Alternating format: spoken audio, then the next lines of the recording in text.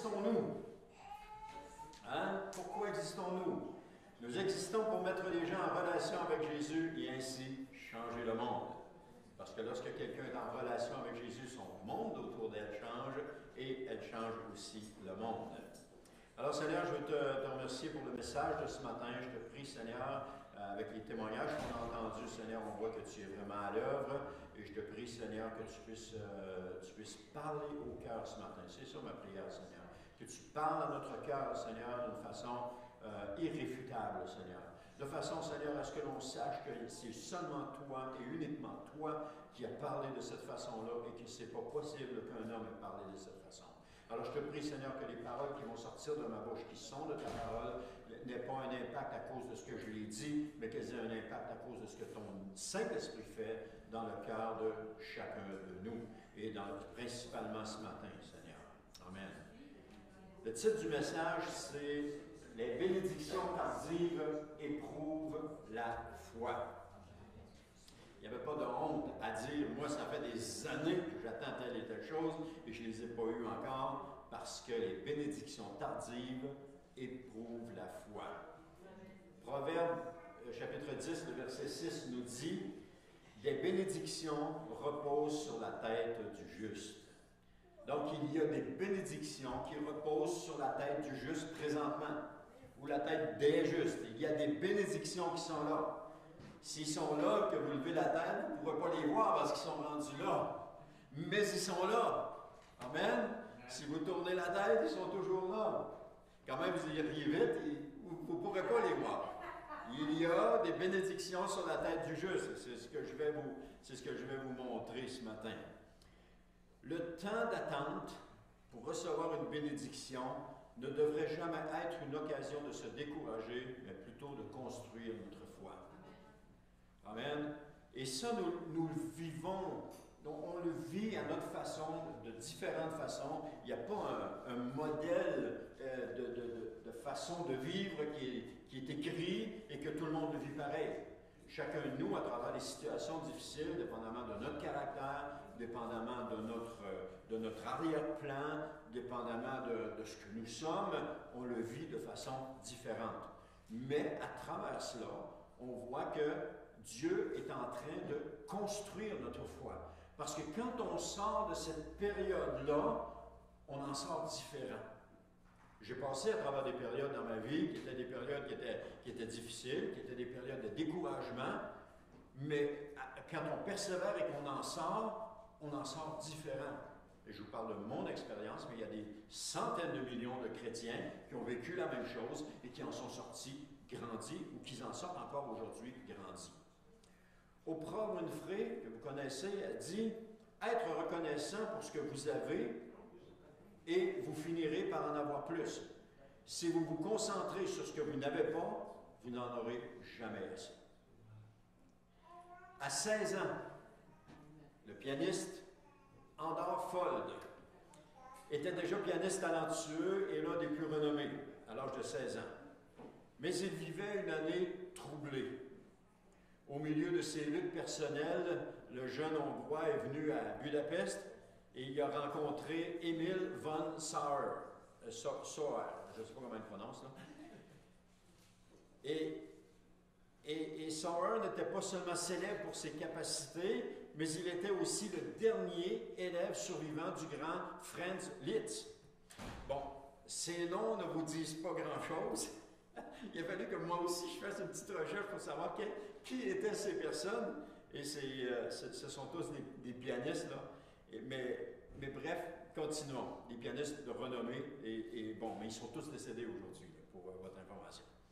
Alors, von Sauer a demandé à Fold, qui était venu à Budapest, de jouer un morceau pour lui au piano. Alors, Fold a joué certaines des œuvres les plus difficiles de Bach, de Beethoven, de Schumann. Quand ils ont eu fini, von Sauer s'avança vers lui et l'embrassa sur le front. Souvenez-vous, il avait 16 ans et von Sauer, à ce moment-là, avait 67 ans. J'ai regardé les dates, il avait 67 ans. Il dit, « Mon fils, dit-il, quand j'avais ton âge, je suis devenu l'élève de Liszt. » Il m'a embrassé sur le front après ma première leçon en disant, « Prenez soin de ce baiser, il vient de Beethoven. » qui me l'a donné après m'avoir entendu jouer. J'ai attendu, il continue en disant, j'ai attendu des années pour transmettre cet héritage sacré, mais maintenant je sens que vous le méritez. La réponse à la bénédiction n'arrive pas toujours dans des moments d'exaltation. Lorsque Ford a reçu l'approbation de Sauer, sa vie n'était que des difficultés. Mais cette marque d'approbation a redonné à Ford des forces. On dit de lui qu'il a été reconnu internationalement par la suite. Souvent, la bénédiction arrive comme un baume au milieu de nombreuses luttes intérieures et d'années d'attente qui semblaient interminables. Et je pense que vous êtes tous, pas que vous l'avez vécu, vous êtes tous en train de le vivre. On attend tous quelque chose que le Seigneur nous a promis et qu'on n'a pas touché encore. On avait l'habitude de dire dans le passé à propos de Dieu que la réponse de Dieu est souvent à la dernière minute, mais qu'elle n'est jamais en retard. Ou que Dieu est souvent à la dernière minute, mais qu'il n'est jamais en retard. Parce que les épreuves, parce que ça édifie notre foi. Et cette maxime s'est avérée vraie à plusieurs reprises. Pourquoi est-ce que Dieu attend toujours à la dernière minute? La raison est simple, c'est pour éprouver notre foi. Notre foi a besoin d'être éprouvée. Amen. C'est pas facile, mais elle a besoin d'être éprouvée. Puis on va voir des exemples bibliques de cela. D'hommes et de femmes comme vous et moi, qui ont attendu patiemment la bénédiction et qui un jour, en son temps, est venu et fut une grande joie pour eux. Parce qu'ils ont attendu. Le premier point, c'est la naissance d'un fils. On voit ça dans Genèse, chapitre 15, le verset 2 à 5. Abraham répondit, « Éternel Dieu, que me donnerais-tu? Je n'ai pas d'enfant, et c'est Eliezer de Damas qui héritera de tous mes biens. Tu ne m'as pas donné de descendance, poursuivit-il, et c'est un serviteur attaché à mon service qui sera mon héritier. Alors l'Éternel lui parla en ces termes, « Non, cet homme-là ne sera pas ton héritier, c'est celui qui naîtra de toi, qui héritera de toi. » Puis Dieu le fit sortir de sa tente et lui dit, « Contemple le ciel et compte les étoiles, si tu en es capable. » Et il ajouta, « Tes descendants seront aussi nombreux qu'elle. » Abraham aura dû attendre, après ce moment-là, 10 ans avant que la promesse se réalise. 10 années. Alors qu'à ce moment-là, Sarah n'était même pas en mesure, 10 ans auparavant, Sarah n'était même plus en mesure de donner naissance à un fils, et il a dû attendre encore 10 ans avant que Isaac vienne au monde. Nous attendons de Dieu l'accomplissement de ses promesses dans notre vie. N'est-ce pas? On attend cela. Mais perdons pas patience. Elles vont s'accomplir un jour. Soyons confiants en Dieu. Ayons confiance en lui. Tôt ou tard, elles vont s'accomplir. Sarah, dans l'histoire d'Isaac qu'on a vu, Sarah a perdu patience. Elle a voulu prendre les choses en main en donnant Agar, qui était la servante de Sarah, elle a donné à Abraham pour qu'elle lui donne un fils. Et Dieu avait dit à Abraham, c'est celui qui naîtra de toi, qui héritera de toi. Donc si c'était le fils qui venait avec la servante Agar, il venait d'Abraham, c'était correct, ça devrait marcher. Alors parfois, pour accélérer les choses, on prend les choses en main. Qui a jamais pris les choses en main pour accélérer les affaires? Seigneur, t'es trop long. T'es trop long, Seigneur, ça se peut pas, je vais m'en occuper moi-même. Laisse faire, je vais m'en occuper. Effectivement, Ismaël est sorti d'Abraham, mais ce n'est pas Dieu qui a agi dans cette situation-là. Merci. Ce n'est pas Dieu qui a agi dans cette situation-là, c'est Sarah qui a agi. Elle a pris les choses en main. Et son action, parce qu'elle a pris les choses en main, son action a amené plus de troubles que d'autres choses. Elle s'est retrouvée dans une situation qu'elle n'aurait jamais pensé être, mais dans une situation qu'elle s'est... Bref, elle a dû chasser sa servante à un moment donné parce qu'elle n'était plus capable. Alors, lorsque nous prenons les choses en main pour accélérer, nous nous plaçons souvent dans des situations qui sont conflictuelles, qui sont difficiles à gérer.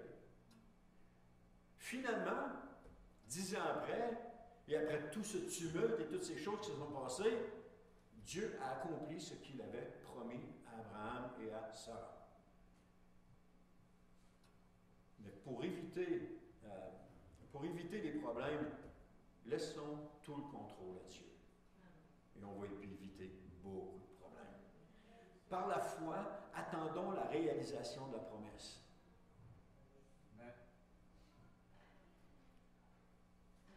Et laissez-moi vous dire que cette promesse va venir un jour, mais elle va venir comme un baume sur ce que nous sommes en train de vivre. Genèse chapitre 21, verset 2, elle, en parlant de Sarah, devint enceinte et au temps promis par Dieu, elle donna un fils à Abraham, bien que celui-ci fût très âgé. Et Sarah était aussi très âgée. Je ne sais pas ce que vous attendez présentement. Sauf peut-être Madame la sœur Diane qui nous a dit ce qu'elle attendait. Mais les autres, je ne sais pas ce que vous attendez. Je sais pour moi ce que j'attends. Mais soyons patients. Dieu va répondre. Il ne nous a jamais fait défaut dans le passé. Il n'a jamais fait défaut ici à Abraham, à Sarah. Il n'a jamais fait défaut. Et les autres exemples qu'on va voir, il n'a pas fait défaut non plus. Attendons-le patiemment. Faisons-lui simplement confiance. Puis comme Abraham, ayons foi en lui. Ayons foi en Dieu. Parce qu'il va répondre. Et c'est ça qu'il faut se souvenir. Continuez de louer pour ce qu'il est pour vous. Le deuxième point, c'est la victoire promise. Le peuple d'Israël vient de traverser le Jourdain. Ils sont maintenant en terre promise. Josué et Caleb ont attendu patiemment plus de 40 ans pour voir ce moment-là. Enfin, ils y sont. Ils sont entrés en terre promise. Mais ils doivent maintenant mener leur premier combat dans cette terre promise-là. Et Dieu leur demande de prendre Jéricho. Et voici ce qu'il leur dit, on voit ça dans Josué chapitre 6, verset 3. Il dit, pendant 6 jours, toi et tous tes soldats, vous ferez chaque jour le tour de la ville, une fois par jour. Ça fait 40 ans que Josué attend d'entrer dans le pays, et là, il est encore obligé d'attendre 6 jours. Il est encore obligé d'attendre 6 jours. C'est sûr que 6 jours, c'est rien par rapport à 40 ans, mais Dieu, au travers de ces moments d'attente, éprouve notre foi. Josué et Caleb sont les deux qui étaient revenus de la terre promise quand Josué les avait envoyés 40 ans auparavant pour faire un témoignage de ce qu'ils avaient. Ce sont les deux seuls qui avaient un témoignage positif. Les 8 autres avaient un témoignage négatif. Et à cause de ces 8-là, le peuple d'Israël a dû tourner le dos à la terre promise et puis retourner dans le désert, tourner pendant 40 ans, jusqu'à ce que cette génération-là, qui n'ont pas cru en Dieu, soit décédée. Et c'est avec la nouvelle génération que Josué et Caleb vont entrer. Josué, même Moïse est décédé. Les deux seuls survivants de toute cette génération-là sont les deux qui avaient une attitude positive. Ce sont Josué et Caleb. Et là, ils viennent d'entrer dans la terre promise. Mais non seulement ils sont entrés dans la terre promise, mais cette fois, c'est 6 jours qu'ils doivent attendre encore. Mais Josué et Caleb avaient appris à attendre la bénédiction de Dieu. Les Israélites devaient faire le tour de la ville en silence et rentrer au camp, et cela pendant 6 jours d'affilée. On voit ça dans Josué 6, verset 10 à 11, qui nous dit « Josué avait donné cette consigne au peuple, pas de cris, restez muets, ne dites pas une parole jusqu'au jour où je vous ordonnerai de pousser des cris. Le coffre de l'Éternel fit une fois le tour de la ville, puis ils rentrèrent au camp pour la nuit. » Toute une stratégie de combat. On part, pas un mot, les Lévites et l'Arche de l'Alliance, je pense, passent devant, nous on suit, personne ne parle, on fait le tour de la ville, on rentre à la maison. Imaginez dans la ville, là, c'est qu'est-ce que c'est ça, cette gang-là? Qu'est-ce qu'ils sont en train de faire là? Eux autres sont tous prêts à se battre, ils ont les armes, ils sont prêts à se battre, ils ont peur, mais ils sont prêts mentalement à se faire attaquer, puis ils vont se défendre. Lorsque tu sais que tu es sur le point d'arriver, que tu as envie de prendre les choses en main, c'est dans ces moments d'attente que tu grandis. Il y Il y en a un qui s'est trouvé un sifflet, je pense. C'est dans ces moments d'attente que tu grandis. Et c'est dans ces moments d'attente que ta patience est mise à l'épreuve. Dans ces moments d'attente-là. Alors, qu'est-ce que vous allez faire maintenant? Alors que vous êtes là en train d'attendre la bénédiction de Dieu, qu'est-ce que vous allez faire? Prendre les choses en main ou laisser Dieu agir? Qu'est-ce que vous avez envie de faire? La 7e journée arrive, et cette fois-ci, ce sera la bonne. Mais non! Ils ne doivent pas faire le tour de la ville une fois, ils doivent le faire 7 fois. 7 fois que Dieu leur demande. Coudonc, Seigneur, ça va-tu finir? On va-tu finir par y arriver? On va-tu finir, Seigneur, par avoir ce que tu nous as promis? Ils ont écouté le Seigneur. Ils sont restés positifs là-dedans. Quand on a l'impression que ça finira jamais, il faut avoir confiance en Dieu. Amen. Son plan est parfait. Son timing est parfait. Sa bénédiction est parfaite. Un jour, ça va se terminer et vous allez avoir ce que vous voulez. Mais quand vous allez recevoir ce que vous voulez, votre foi va avoir grandi. Votre patience va s'être développée. Votre persévérance va avoir pris du tonus. Vous ne serez plus la même personne. Parce que les personnes qui vivent ces choses-là, lorsqu'ils sortent de cette situation-là, ne sont plus pareilles. Josué et Caleb, 40 ans tournés en rond dans le désert, a fait d'eux des hommes différents. Bien qu'ils étaient positifs, ça a fait d'eux des hommes différents. Et ils savaient qu'ils pouvaient encore attendre même les 6 jours, puis même la 6e journée, faire ce que Dieu disait, c'était plus un problème pour eux autres. Parce qu'ils savaient, ils l'avaient vécu, ils l'avaient expérimenté eux-mêmes, ils le savaient. Et Josué était confiant en l'Éternel. Il savait qu'au terme de tout son temps d'attente, Dieu agirait avec puissance et sait ce qui s'est passé. Dans Josué chapitre 6, le verset 20, ça nous dit, on sonna du corps. Dès que le peuple l'entendit, il poussa un formidable cri et le rempart s'écroula devant eux. S'écroula sur place devant eux. Aussitôt, les Israélites s'élancèrent à l'assaut de la ville et chacun droit devant soi et ils s'en emparèrent. Ce jour-là, Dieu a accompli un vrai miracle. Il leur a donné la ville de Jéricho. Pour Josué et Caleb, toutes ces années d'attente n'en valaient la peine. Parce que c'était des guerriers, ces deux-là. Auparavant, dans le désert, ils avaient dû affronter les Malécites. Et Moïse avait envoyé Josué pour combattre les Malécites. C'était des guerriers. Ils étaient prêts à se battre pour l'Éternel. Un jour, Dieu vous donnera ce qu'il vous a promis. Et ce jour sera un jour de grande victoire pour vous. Et c'est ce jour-là que vous devez voir. C'est ce jour-là qu'on doit voir. Toutes les murailles que l'ennemi aura construites autour de vous vont s'écrouler cette journée-là. Et vous allez avoir la victoire.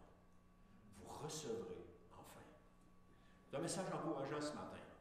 Parce qu'il me parle beaucoup ici, parce que pour des moments d'épreuve que j'ai passés, où est-ce que je n'avais pas ces notions-là, je ne les connaissais pas, mais le Seigneur m'a fait passer à travers ces choses-là, et il m'a fait sortir victorieux de ces choses-là.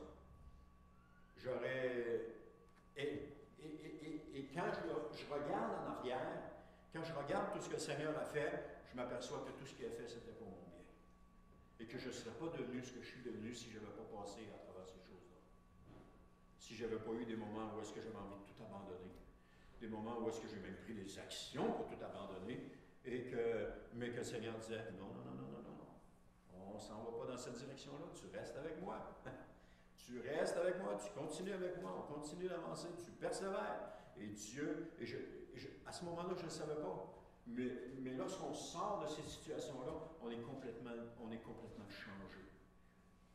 On a encore notre caractère, on a encore nos attitudes, mais il y a une vision nouvelle qui est en nous. Il y a quelque chose de nouveau qui est en nous, qui nous amène encore plus loin, vers un autre combat. Parce que les combats ne finissent pas. Je peux vous le dire. Le 3e point, c'est la venue du Sauveur. Là, on attend beaucoup plus longtemps, vous allez voir. Une autre chose que les hommes ont dû attendre longtemps, c'est la venue du Sauveur. L'apôtre Pierre nous dit, et ça c'est important de considérer ça, parce que pour nous c'est long, mais pour Dieu c'est pas long. Dans 2 Pierre 3,8, il nous dit, mais il y a un fait que vous ne devez pas oublier, mes chers amis, c'est que pour le Seigneur, un jour est comme 1000 ans, et 1000 ans sont comme un jour. Donc, le monde vient d'être créé, le ciel, la terre, les étoiles, puis tout ce qui s'y trouve, ça vient juste d'être créé. Et Dieu a créé aussi les hommes, l'homme, Adam, et il a créé Ève, sa compagne, pour le seconder. Mais voilà, dis pas qu'arrive le serpent. Il l'avait créé lui aussi. Il tente Ève, qui à son tour va tenter Adam à désobéir à Dieu en mangeant du fruit défendu. Et à ce moment-là, c'est la chute. Vous connaissez l'histoire, hein? Dieu qui connaît toutes choses savait déjà tout ça. Dieu n'a pas été pris au dépourvu. Hein? Oh non, il n'avait pas pensé à ça là. C'est vrai, il n'était pas pris au dépourvu. Il avait déjà tout pensé à ça. Ne vous inquiétez pas. Ce que vous vivez, Dieu n'est pas pris au dépourvu avec ce que vous vivez. Hein? C'est Caroline, je ne l'avais pas vu venir, celle-là. Attends, on va trouver un plan, on va te sortir de là. Non. Parce que Dieu n'est jamais pris au dépourvu avec ce qui se passe en vous maintenant. Jamais pris au dépourvu. Il y a une solution, puis bientôt elle va se présenter à vous. Alors Dieu chasse les hommes du jardin, dans notre histoire, puis c'est la malédiction qui s'abat sur la terre. Parce que nous vivons depuis ce temps la malédiction qu'on appelle le péché. Et si la maladie est entrée dans le monde, c'est à cause de cette chute-là. Si la honte est entrée dans le monde, c'est à cause de cela. Si la peur est entrée dans le monde, c'est à cause de cela. Si les hommes se font violence les uns les autres, c'est à cause de cela. Tout est parti de là. Alors Dieu, dans son grand amour, avait un plan pour délivrer les hommes. Délivrer les hommes et les femmes qui voudraient être délivrés. Parce que Dieu, le plan s'adresse à tout le monde, mais chacun est libre d'accepter le plan de Dieu pour sa vie, oui ou non.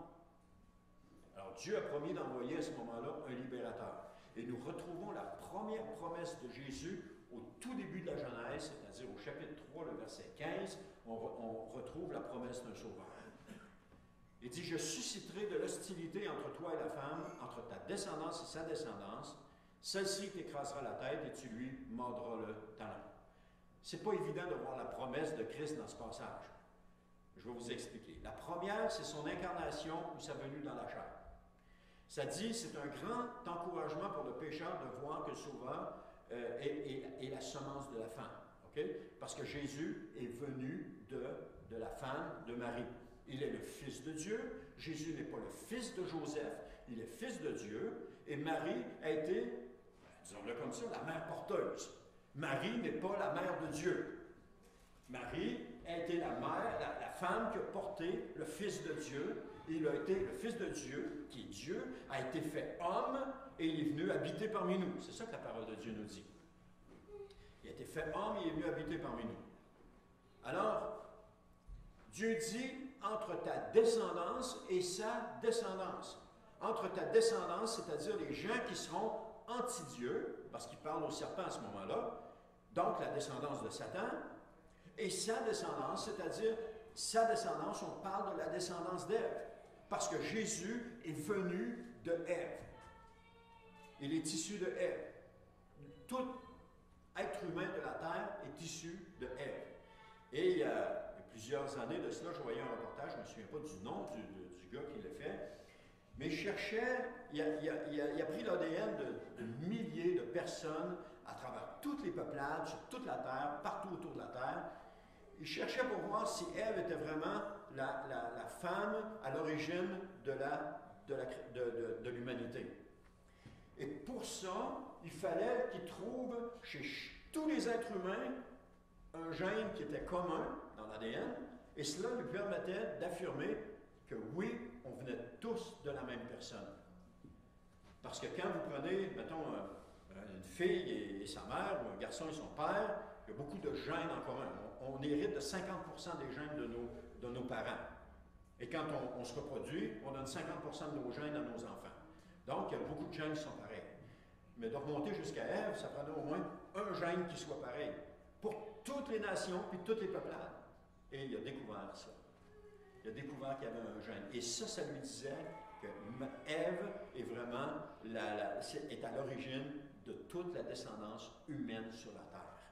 Parce qu'il y a eu Adam et Ève. Ève a eu donné naissance à des enfants, mais ensuite de ça, on a eu le déluge où tout a été détruit, et c'est reparti avec quoi? Avec Noé, sa femme, ses 3 fils et leur épouse, avec 8 personnes.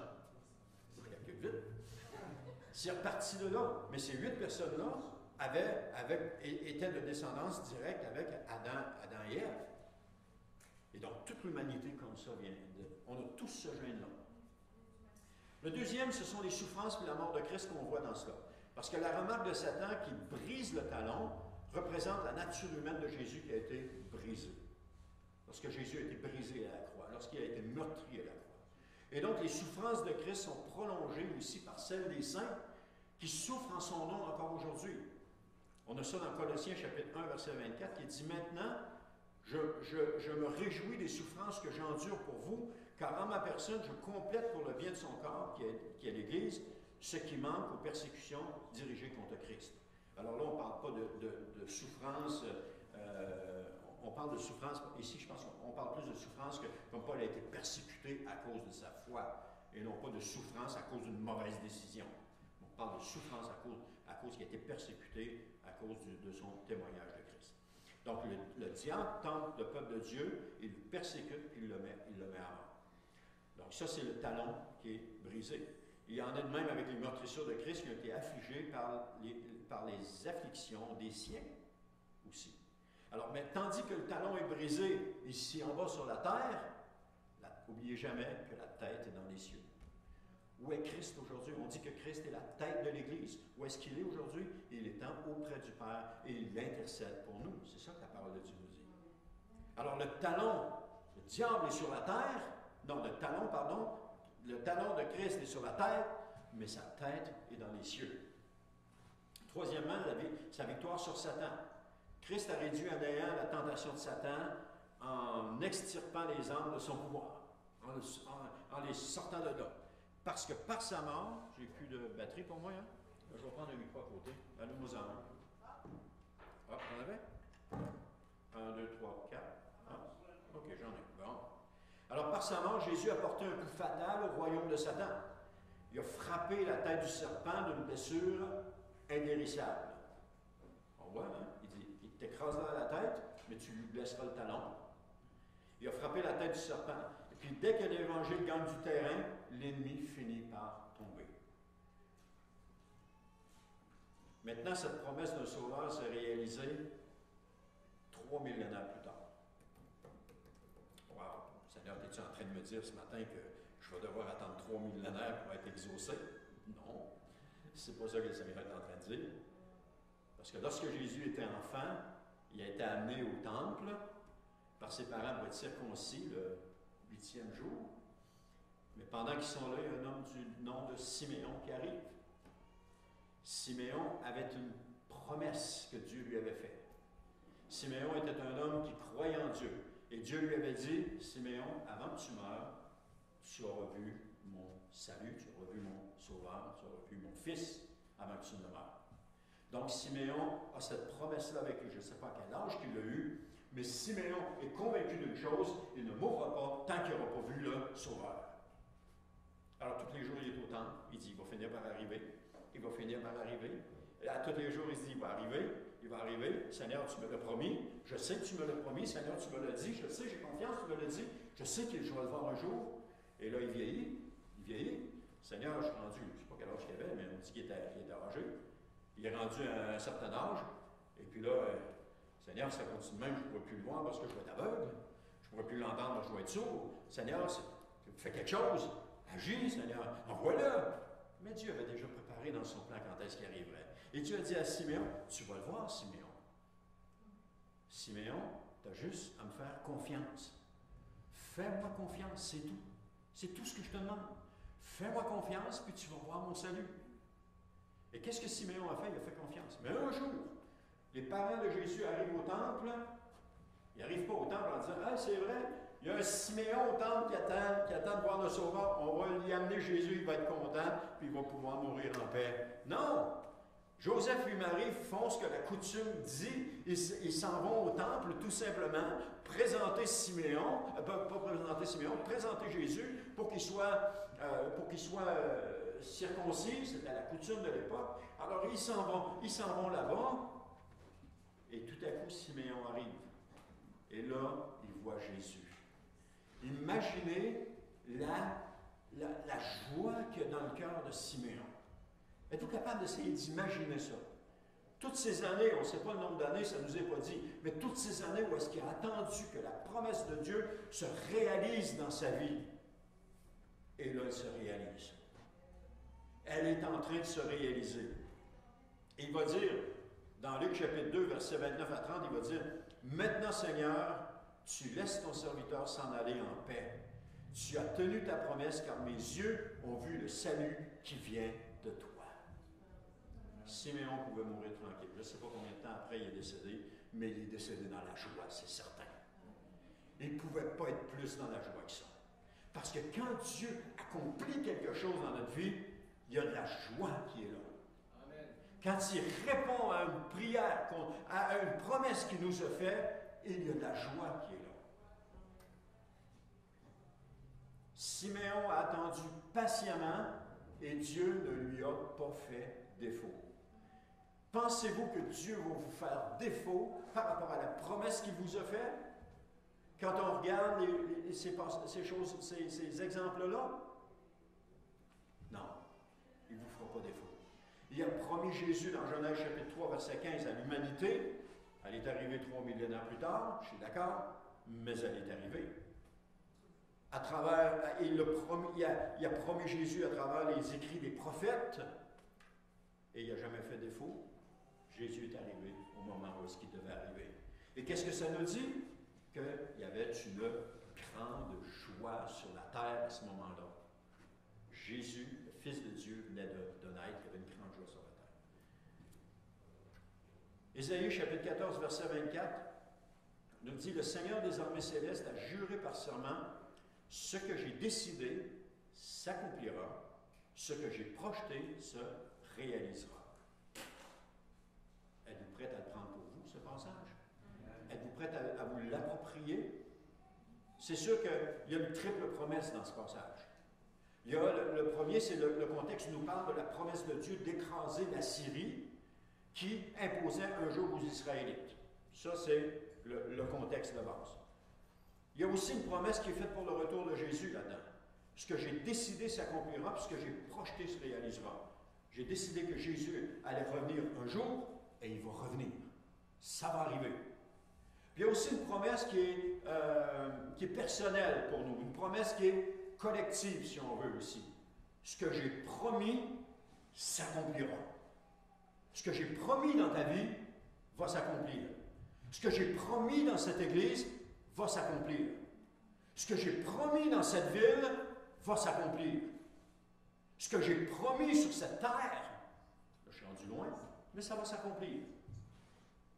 Parce que ce que Dieu a promis, il nous dit, ce que j'ai projeté se réalisera. Je termine avec ceci. Ensuite de ça, on va prier pour vous. C'est Doris, hein? Amen. On va prier pour vous, Doris. On ne vous oublie pas. Soyons, parce que je voulais que vous entendiez, Doris, je voulais que vous entendiez ce message ce matin avant de prier pour vous. Je voulais qu'on prie pour vous, mais que vous ayez une espérance en vous. C'est pour ça qu'on a dit on va prier, mais on va attendre après le message. Qu'il y ait une espérance qui soit là, que Dieu va répondre à la prière. C'est souffrant, je vois les gens qui sont heureux. Amen. Ils marchent. Amen.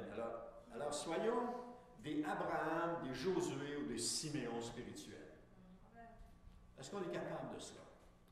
Attendons patiemment l'accomplissement de la bénédiction que Dieu nous a promise. Même si c'est long, même si ça prend du temps. Avant de voir arriver la bénédiction de Christ, il s'est passé un temps d'attente d'au moins 3 millénaires. Dieu il est patient, il est capable de faire des choses, penser pas mal loin d'avance. Moi, je pense les choses loin d'avance, mais je suis moins patient et je veux que ça se fasse tout de suite. Ça, c'est moi. Je ne suis pas Dieu, je suis loin de là. Recevez ce que le Seigneur veut vous dire maintenant. Je je vais vous donner un passage, puis je pense que quand j'écrivais ça, je sentais vraiment que le Seigneur voulait nous parler à nous ce matin. Dans Ésaïe, chapitre 38, verset 37, il dit « Voici le signe que l'Éternel t'accorde pour te confirmer qu'il accomplira cette promesse qu'il vient de te donner. » L'Éternel va accomplir la promesse qu'il vient de te donner. Et le signe que je voyais aujourd'hui, c'est ce message d'encouragement à persévérer. Ce message que le Saint-Esprit a donné pour vous aider à persévérer. Et n'oubliez jamais que lorsque le Saint-Esprit donne un message pour l'Église, il me le donne à moi aussi. Il me le donne même avant. Parce que je le prépare, puis moi, Seigneur, t'es bon. Je le vis avant. J'ai toujours dit au Seigneur, puis j'ai répété ça au Seigneur, Seigneur, j'ai dit, fais-moi vivre ce que tu veux que j'enseigne. Parce que quand on ne vit pas ce qu'on enseigne, il n'y a pas grand-chose à en tirer de ça. Le Seigneur nous fait vivre ça, toutes sortes de choses. Alors, voici le signe que l'Éternel t'accorde ce matin pour te confirmer qu'il accomplira cette promesse qu'il vient de te donner.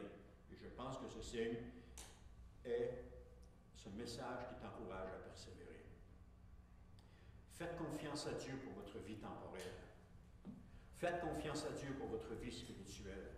Faites confiance à Dieu pour votre vie éternelle. Parce que si on n'est pas capable de faire confiance à Dieu pour la vie temporelle, comment est-ce qu'on peut lui faire confiance pour la vie éternelle? Mon grand-père maternel était catholique, bien entendu, mais il avait une peur énorme de mourir. Il avait peur de mourir, ça n'avait pas de bon sens. Et pourquoi? Parce qu'il n'y avait pas d'assurance de son salut, je présume, je ne sais pas. Mais ma mère avait aussi une peur de mourir énorme. Pourtant, elle était chrétienne, mais elle avait peur de mourir. Et le jour où elle est morte, elle n'a même pas eu connaissance qu'elle est morte. Quand le jour où elle est décédée, elle n'a même pas eu connaissance. Alors, elle me dit, ça donnait pas grand-chose d'avoir peur de mourir quand elle n'a même pas eu connaissance. Elle savait qu'elle s'en allait là, mais à un moment donné, elle avait un cancer au cerveau, puis à un moment donné, il n'y a plus rien qui fonctionnait là-dedans. Et puis, elle est tombée dans un coma, puis elle est décédée, mais elle n'a même pas eu connaissance. Alors, si on n'est pas capable de faire confiance à Dieu pour notre vie temporaire, comment est-ce qu'on peut lui faire confiance pour notre vie éternelle? Parce que c'est déjà pas mal plus gros que les problèmes qu'on vit sur cette terre. Bien qu'ils peuvent être gros. Mais c'est pas mal, c'est une coche pas mal plus haute de faire confiance à Dieu. Mais comment est-ce qu'on peut lui faire confiance pour notre vie éternelle? Par l'assurance du salut qu'il nous donne. Et lorsqu'il nous donne l'assurance du salut, il n'y a plus à craindre. On a l'assurance de notre salut. On a l'assurance qu'on va passer l'éternité avec Dieu. Et ça, l'assurance du salut, ça se reçoit par la foi. Le premier jour que vous avez donné votre vie à Jésus, le lendemain matin, c'est quoi la première pensée qui vous est venue? Qu'est-ce que tu as fait hier? Qu'est-ce que tu as fait là? Es-tu sûr que tu as été sauvé? Tu vois bien que c'est toutes des affaires d'hommes. Ça, c'est la première chose que vous avez eue quand vous êtes regardé dans le miroir le lendemain matin. Qu'est-ce que vous avez fait? Vous êtes retourné à l'église la semaine d'après, vous êtes encore avancé parce que là, vous vouliez être sûr. Il y en a qui sont avancés 3, 4, 5, 6 fois. Et ils voulaient être sûrs. Mais à un moment donné, il a fallu que vous vous dites, non, la parole de Dieu me dit que je suis sauvé. Ça dit, si tu déclares de ta bouche le Seigneur Jésus, si tu crois dans ton cœur qu'il est ressuscité, tu seras sauvé. Alors à partir de ce moment-là, j'ai dit, Seigneur, je déclare de ma bouche et je le crois, je sais que je suis sauvé, ça finit là. Je n'ai pas continué à me poser la question, je suis sauvé, je ne suis pas sauvé, je suis sauvé, je ne suis pas sauvé. Non, la parole de Dieu me disait que j'étais sauvé, je savais que j'étais sauvé. Ensuite de ça, le Seigneur a commencé à me dire, maintenant tu as la vie éternelle. Ah ben là, tout d'un coup que je pêche 1 minute avant de mourir. Ben oui. Ça, c'est encore des peurs de Satan qui viennent nous faire peur, qui viennent nous faire désaccroître. Mais tout cela s'acquiert par la foi. Ça s'acquiert par la foi.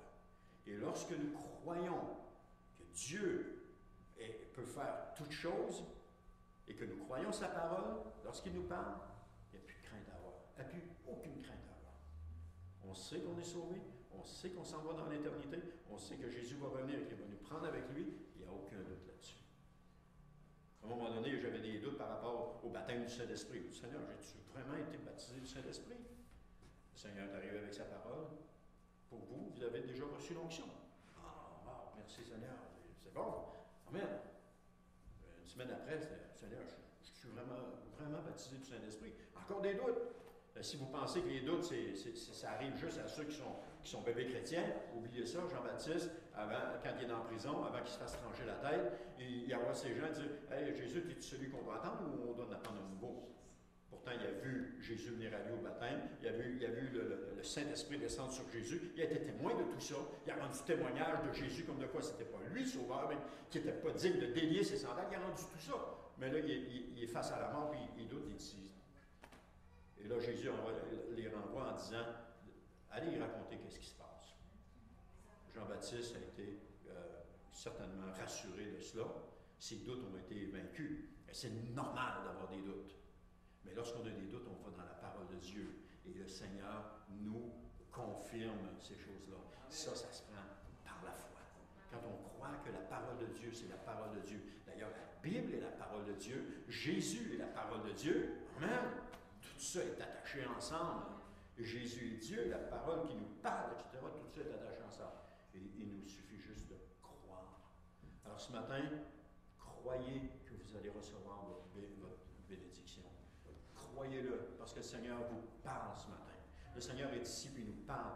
C'est dommage pour ceux qui ne sont pas là, quand vous les verrez, vous direz, tu aurais dû être à l'église parce qu'on a eu un très bon message. Moi, je vais le prendre sur vidéo, mais sur vidéo, ce n'est pas le même impact.